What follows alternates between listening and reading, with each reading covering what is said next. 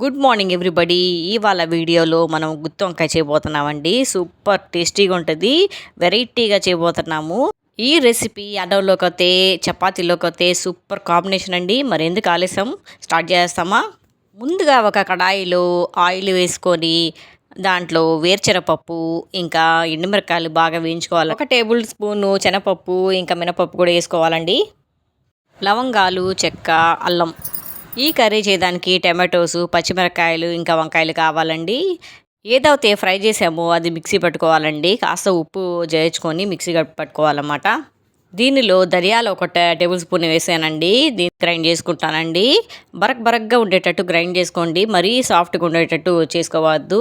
ప్రాసెస్లోకి వెళ్ళిపోతామండి. ఇక్కడ నేను మందపాటి గిన్నె తీసుకున్నాను. గిన్నెలో 2 టేబుల్ స్పూన్స్ వరకు ఆయిల్ వేసాను. ఆయిల్ వేడి అవ్వాలి, అంత మిగతా ప్రాసెస్ చూసేస్తాం. ఈ విధంగా నేను వంకాయలు తీసుకున్నానండి. 4 పక్షాలుగా కట్ చేసి ఉప్పు నీటిలో వేసి పెట్టుకోవాలి, ఎందుకంటే కరెంట్ వచ్చేస్తుంది.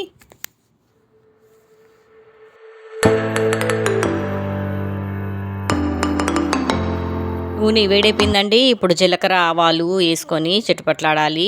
కరివేపాకు ఇంకా ఉల్లిపాయ సన్నగా దరుక్కొని వేసుకోవాలండి.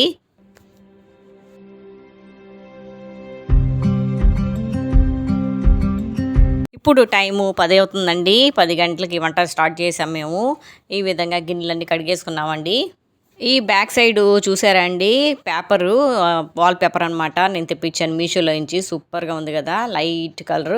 ఫ్లవర్స్ వచ్చేసి సూపర్గా ఉందండి, రోజ్ ఫ్లవర్స్. ఈ పేపర్ పైన ఆయిల్ పడినా ఏం కాదండి, తుడిచేస్తే సరిపోతుంది. వెనక గ్రానైట్ కాబట్టి మేము ఈ కలర్ చూస్ చేసుకున్నామండి. కరివేపాకు వేసేసాము. ఒకసారి బాగా మిక్స్ చేసుకోవాలండి, ఎందుకంటే ఆనియన్స్ వేగాలి కాబట్టి బాగా మిక్స్ చేసుకోవాలి. ఆనియన్స్ మెత్తబడే వరకు ఉడికించుకోవాలండి, అంటే ఫ్రై చేసుకోవాలన్నమాట. దీనిలో 2 టమాటాలు చాప్ చేసి వేసుకుంటున్నానండి నేను. టమాటోలు కూడా బాగా మిక్స్ చేసుకొని ఫ్రై చేసుకోవాలండి. మూత పెట్టి ఉడికించుకుంటాం. అంత లోపలికి మనం వంకాయలు చూసేస్తాం. వంకాయలు అనేవి మనం కూరుకోవాలండి పొడితో. ఈ విధంగా వంకాయలు తీసుకొని ఒక్కొక్కటి పొడితో కూరుకుంటున్నాం, అంటే ఫిల్ చేసుకోవాలన్నమాట. దీనిలో కొంచెం అల్లం ముక్క కూడా వేసి గ్రైండ్ చేసుకోవాలండి, ఎందుకంటే టేస్ట్ సూపర్గా ఉంటుంది. అలా కొంచెం వెల్లుల్లి కూడా వేసుకుంటే. దీనిలో 2 లవంగాలు, 1 దాల్చిన చెక్క కూడా వేసుకోవచ్చండి.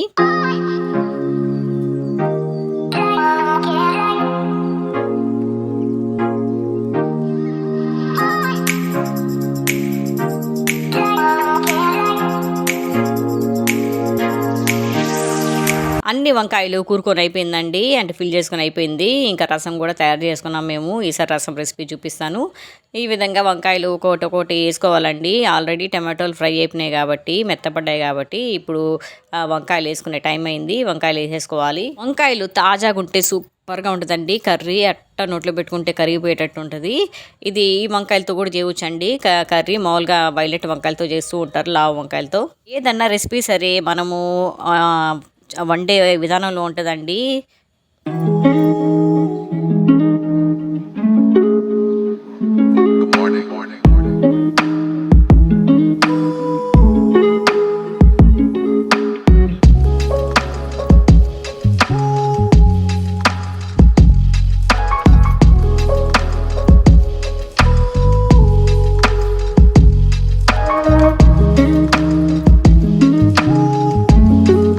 వంకాయలు వేసినాక బాగా మిక్స్ చేసుకోండి, ఎందుకంటే మన మసాలా మొత్తం వంకాయలు పట్టాలన్నమాట. తర్వాత మిగిలిన పొడి మొత్తం వేసుకోవాలండి. దీంట్లో వేసుకొని కుక్ చేసుకోవాలి. మళ్ళీ మిక్స్ చేసుకొని ఒకసారి తగినంత నీళ్ళు పోసుకొని ఉడికించుకోవాలండి. అంతే అండి. మూత పెట్టి ఉడికించుకుంటే గబాన్ కుక్ అవుతుంది, కాబట్టి మూత పెట్టి ఉడికించుకుంటాం. మధ్యలో తిప్పుకుంటూ వేయించుకోండి, ఎందుకంటే వంకాయలు గబాన్ కుక్ అవుతాయి.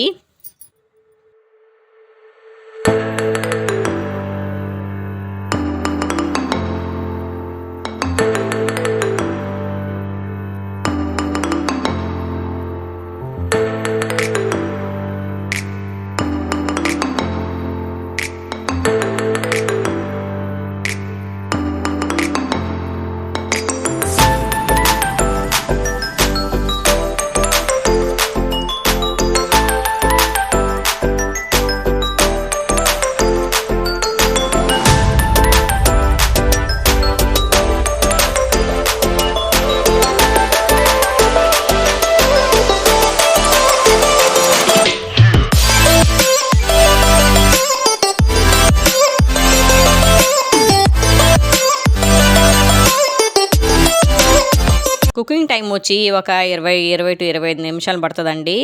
మళ్ళీ మనం ఇప్పుడు కొత్తిమీర కూడా వేసుకొని ఒకసారి బాగా మిక్స్ చేసుకుంటాం. ఆల్రెడీ ఉడికిపోయిందండి వంకాయలు టెక్స్చర్ చూసి కనిపెట్టచ్చు వంకాయ ఉడికిందా లేదా అని చెప్పేసి.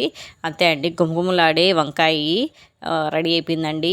ఆహా ఏమి రుచి తిన్నరా మై మరిచి, రోజు తిన మరి మోజే తీరనది, తాజా కూరలలో రాజా ఎవరండి, ఇంకా చెప్పాల వంకాయేనండి.